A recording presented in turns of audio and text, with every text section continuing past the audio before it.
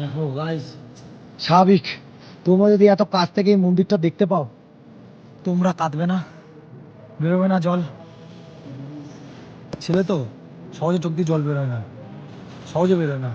আমি পারছি ইমোশনটা আটকে রাখতে, ও পারছে না। আমি জানি কিছু ছেলেও পারে না ইমোশনটা আটকে রাখতে। কেদারনাথের মন্দির পাশে বসে আছি,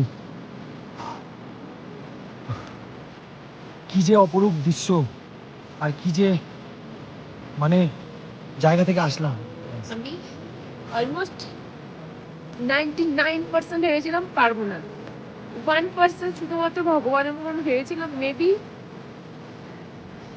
বাট পুরোটা পুরোটা সত্যি।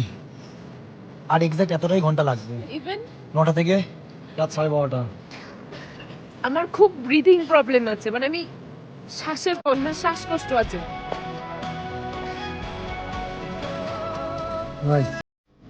মন্দির, মন্দির গাইস, মন্দির, বাবা কেদারনাথ। হর হর মহাদেব, জয় শিব শম্ভু। হর হর মহাদেব।